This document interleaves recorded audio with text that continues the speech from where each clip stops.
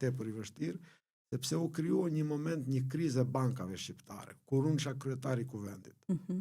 Kriza ishte e tillë që humbi besimi i shqiptarëve të bankat dhe filluan të tërheqin kursimet.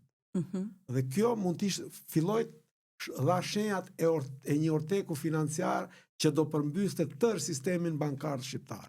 Dhe kjo ishte me pasojë shumë të rënda ekonomike. Dhe opozita në atë kohë mbajti një qëndrim as po as jo, as mish as peshk. Dhe domethënë që le të merren këta, le të vrasin veten këta. Por nuk ishte problemi që po vrisnim ne veten, një grup deputetësh, por po vetvritej shoqëria shqiptare, ekonomia shqiptare etj. Dhe natyrisht tek Partia Demokratike, si sot e kësaj dite, vendoste Sali Berisha.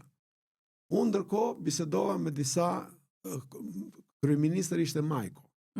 Pandeli Majko, unë isha kryetar kuvendi. Dhe bisedova me disa nga mendet e ftofta dhe nga njerëz që e njihnin këtë problem. Bisedova me Ridvan Bodin, që ishte specialist i financave. Bisedova dhe me Bamir Topin, që ishte kryetari i grupit parlamentar të Partisë Demokratike. Që ku vemi? Ku do të shkojmë? Ku do të shkojmë? Jo ne, po ku do të shkojmë të gjithë? Dhe Bodja, si specialist, më sqaroi se çfarë rreziku është në portat e Shqipërisë. Një rrezik i jashtëzakonshëm financiar, por që binte pastaj gjithçka tjetër. Dhe atëherë i them unë Bamir Topit, në cilin kam qenë koleg për shumë vite, dhe kemi mbajtur marrëdhënie shumë respektuese ndaj njëri tjetrit, i them, a mund të na thrasësh doktorin, të ulemi ta bisedojmë këtë punë? Edhe u mblodhëm. Berisha, Majko, Bode, Topi dhe unë. Kam përshtypjen se ishte edhe kryetari i grupit ton, në atë kohë Arben Malaj, edhe ai financier që e njihte shumë mirë problemin.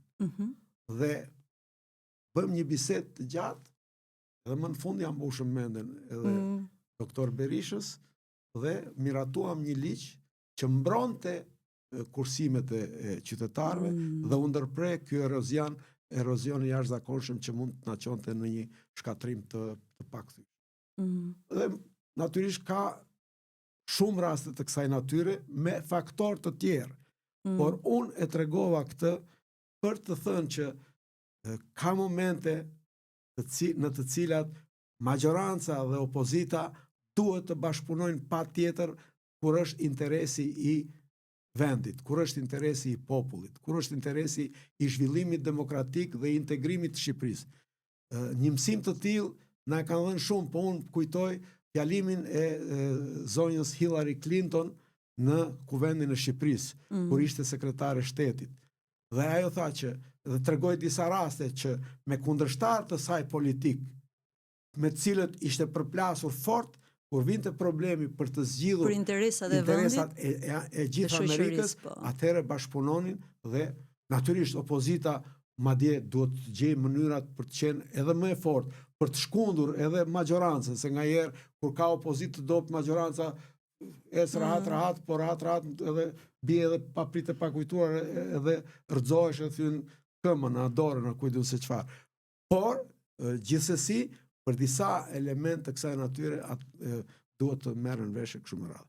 Dhe këtu besoj që përvoja e deputetëve, ata që janë me përvojë, duhet dinë dhe duhet të veprojnë në mënyrë të tillë që të zgjidhen këto lloj problemesh pa u politizuar në ekstrem. Sepse ka thënë Churchilli një fjalë shumë të bukur, besoj se e ka thënë Churchilli.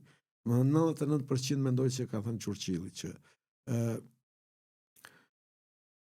politikanët dallohen në dy lloje politikanësh, ata që mendojnë për të ardhmen e vendit dhe ata që mendojnë vetëm për zgjedhjet e ardhshme. Politikanët e mirë janë ata që mendojnë për të ardhmen e vendit dhe jo për zgjedhjet që bëhen pas 2 vjetësh apo pas 4 vjetësh e kështu me radhë.